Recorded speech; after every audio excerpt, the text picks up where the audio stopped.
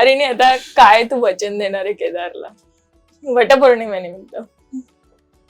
अच्छा, तारिणी केदारला काय वचन देईल? Very interesting. तारिणी केदारला वचन देईल की ज्याची काय म्हणतात, जी भावना तारिणीने इतके वर्ष कधी एक्सपिरियन्सच केली नव्हती, तिच्यासाठी कायम तिची आईच प्रायोरिटीवर होती, किंवा आईला न्याय मिळवून देणं तिच्यासाठी कायम प्रायोरिटीवर होतं. पण कधी कधी असं होतं ना की आपल्यालाच असं वाटत असतं की आपल्यावर कोणी प्रेमच करू शकत नाही, आपण ते डिझर्विंगच नाही आहोत.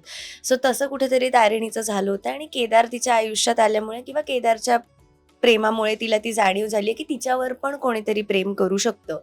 सो ते जपायचं वचन मी म्हणजे तारिणी केदारला देईल की ते प्रेम मी कायम जपेन असं. आणि त्याचंही वेगळं नाही आहे ना काही, म्हणजे त्याच्याही आयुष्यात त्याचे आई वडील नाही आहेत किंवा त्याचं कुटुंब त्याला खूप उशिरा मिळालं. सो जितका जास्त आनंद आणि जितका जास्त काय म्हणतात शांतता एका नवऱ्याला एक्सपेक्टेड असते ती तारिणी द्यायचा प्रयत्न तर नक्कीच करेल. देईल का नाही देईल मला नाही माहिती, प्रयत्न नक्की करेल. पण शिवानी, आता खऱ्या आयुष्यात ही पहिलीच वटपौर्णिमा ही आहे, दुसरी वटपौर्णिमा आहे, तर आता अंबरलाही वचन द्यायचं असेल तर काय असणार आहे वचन? अंबरला मी वचन देईन की अंबर, मी तारिणी मालिकेत मी ह्यापुढे जेवढे केवढे ऍक्शन सिक्वेन्सेस करीन मी धडपडणार नाही.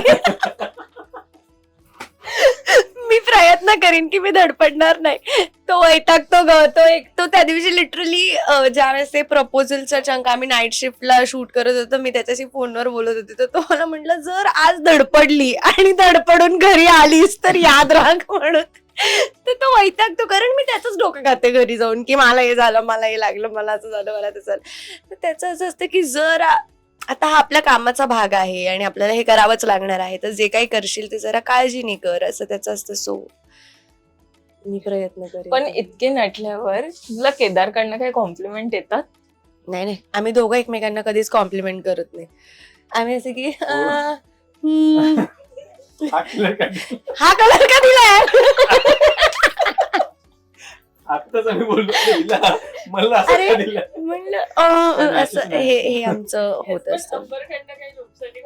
हो, तो परवाच ऍक्च्युली सेटवर आला होता, ज्यावेळेस त्याने मला या लुक मध्ये बघितली. त्याला बेसिकली नऊवार आणि नथ घालून कुठलीही मुलगी आवडते असं म्हणणार होते मी, पण असं नाहीये.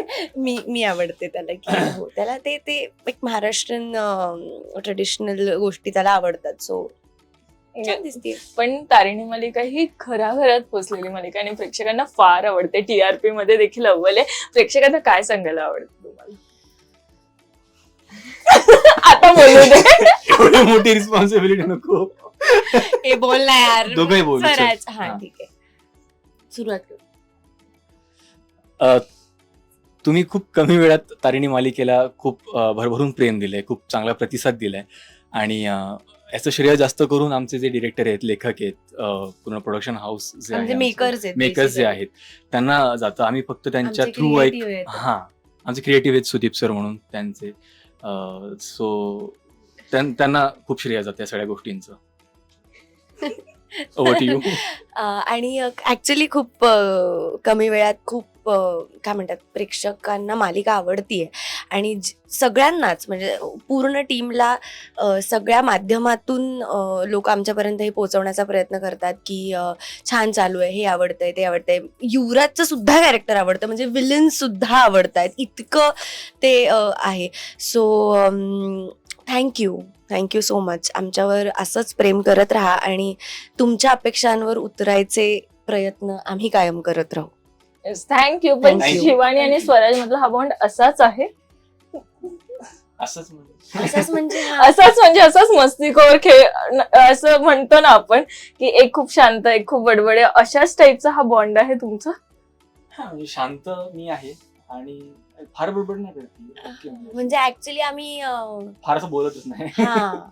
आम्ही ऑफस्क्रीन खूप ऍक्च्युली मला आता ही गोष्ट रिअलाइज झाली आहे तू बोलल्यावर, की आमचा बॉन्ड खूप ऑड आहे, खूप ऑड आहे, की आम्ही दोघं असे म्हणजे इतका स्ट्रॉंग बॉन्ड आहे की जर समोरच्या व्यक्तीला काही प्रॉब्लेम असेल तर त्याच्याकडे बघून ते कळू शकतं की काहीतरी गंडलंय.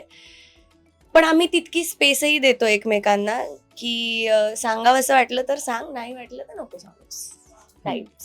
वा, So- thank you so much. Thank you. Thank you. Marathi मनोरंजन सृष्टीमधील मालिका, चित्रपट, नाटक तसेच कलाकारांबद्दलच्या नवीन अपडेट्स जाणून घेण्यासाठी नक्की सबस्क्राईब करा इट्स मज्जा मराठी या आपल्या नवीन यूट्यूब चॅनलला.